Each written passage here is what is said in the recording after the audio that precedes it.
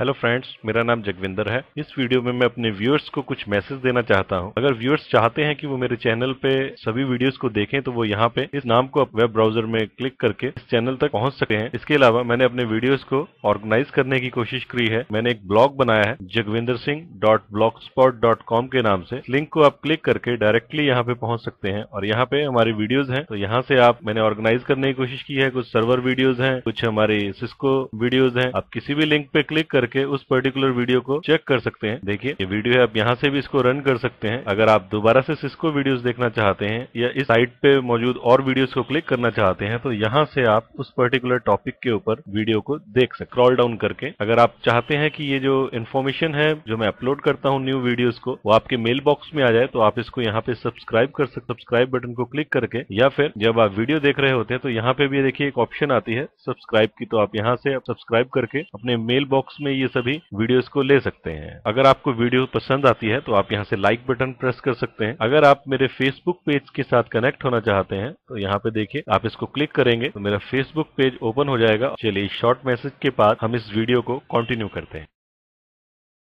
Hello friends, मेरा नाम जगविंदर है। चलिए इस वीडियो में हम जानते हैं कि एक्टिव डायरेक्टरी डिजास्टर रिकवरी क्या होती है। हमारा एक्टिव डायरेक्टरी में जो इंपॉर्टेंट फाइल्स होती हैं, जैसे कि हमारी डेटाबेस फाइल, वो स्टोर होती है ntds.dit नाम की फाइल में।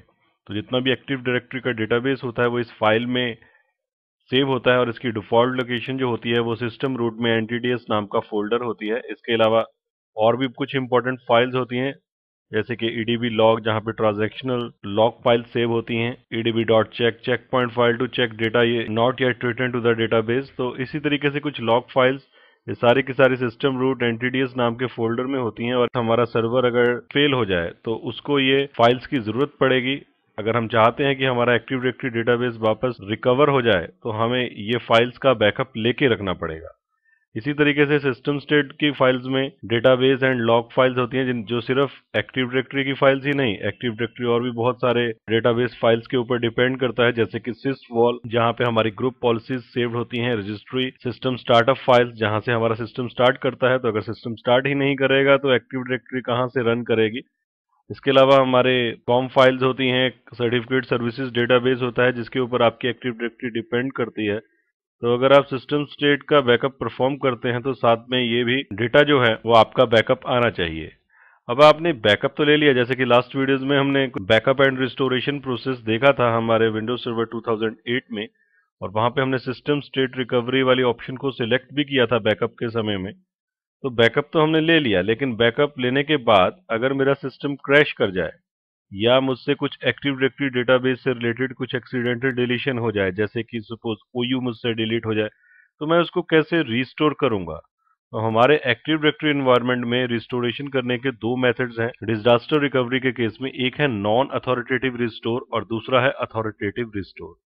तो नॉन अथॉरिटेटिव रिस्टोर जो है वो आपकी एक्टिव डायरेक्टरी को उस स्टेट पे ले जाता है जो बैकअप परफॉर्म करने से पहले की थी, और इसमें अगर उसके बाद जो चेंजेस हुए होंगे, जब आपका सर्वर मान लीजिए क्रैश हुआ है और क्रैश होने के बाद आपने नया सर्वर बना दिया, नया इंस्टॉलेशन कर दिया और उसके बाद आपने ये जो सिस्टम रिस्टोर है वो भी आपने परफॉर्म कर दिया, तो उसके बाद क्या होगा, जो in between time, in between duration जो नए चेंजेस आए होंगे वो सारे के सारे इस नए सर्वर के ऊपर पहुंच जाएंगे और वो जो आपका एक्टिव डायरेक्टरी एनवायरनमेंट है वो फुली सिंक्रोनाइज्ड हो जाएगा। तो एक डायग्राम से इसको समझते हैं।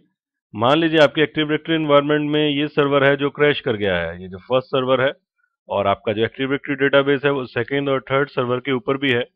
तो क्रैश होने के बाद ये सर्वर जब आप दोबारा आप करेंगे, कोई नया सर्वर लेके आएंगे, अगर हार्डवेयर फेलियर ही हो गया है, नया हार्डवेयर लगा के, और जब इसको अप करेंगे और वहां आपने सिस्टम स्टेट से आपने बैकअप से इसको रिस्टोर भी कर लिया और इसमें एक्टिव डायरेक्टरी डेटाबेस भी आ गया, लेकिन ये जितनी ड्यूरेशन के लिए बंद रहा, वो 1 घंटा है, वो 1 दिन है, वो 1 वीक है, जितनी देर के लिए भी ये बंद रहा, उस ड्यूरेशन में कुछ ना कुछ चेंजेस हुए होंगे जो हमारे इस सर्वर के ऊपर और इस सर्वर के ऊपर अपडेटेड हैं।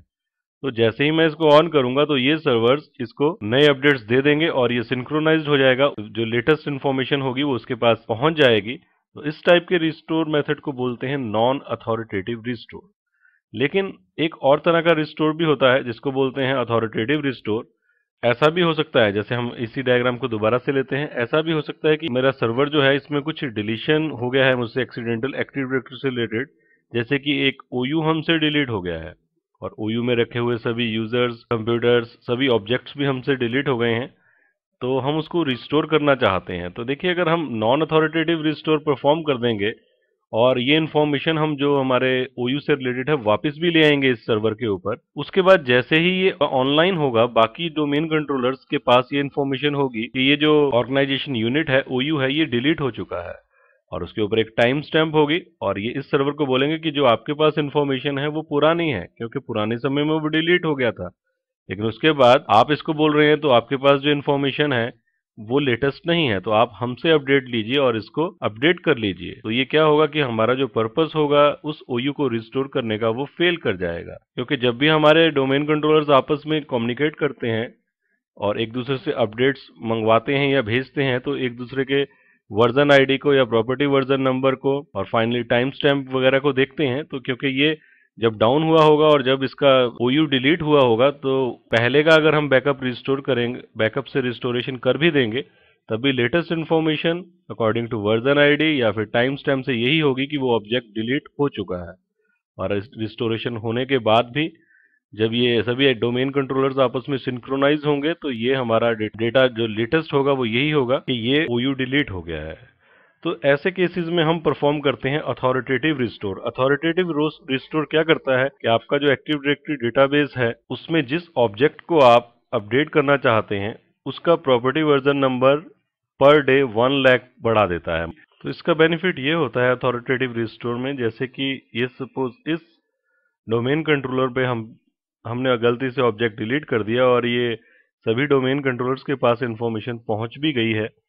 अब हम क्या चाहते हैं कि ये जो OU है हमारा वापस आ जाए, और अगर हम OU को रिस्टोर करते हैं इस डोमेन कंट्रोलर के ऊपर, तो ये इनको दोबारा से इंफॉर्मेशन को अपडेट नहीं करने देगा, क्योंकि इस बार इसका प्रॉपर्टी वर्जन नंबर जो है वो अथॉरिटेटिव रिस्टोर होने की वजह से 1 लाख बढ़ गया है। मतलब कि ऐसा कभी नहीं होगा कि 1 लाख से ज्यादा चेंजेस एक ऑब्जेक्ट में एक्टिव डायरेक्टरी में हो सकते हैं। ये माइक्रोसॉफ्ट ने कैलकुलेट किया है, और इस हिसाब से आपका अथॉरिटेटिव रिस्टोर आपके प्रॉपर्टी वर्जन नंबर को 1 लाख बढ़ा देता है, जिससे कि जो ऑब्जेक्ट जो OU डिलीट हुआ है, जब वो ये दोनों आपस में कंपेयर करते हैं, इस डोमेन कंट्रोलर से या इस डोमेन कंट्रोलर से, तो इसका वर्जन आईडी इन दोनों के आईडी से हायर होता है।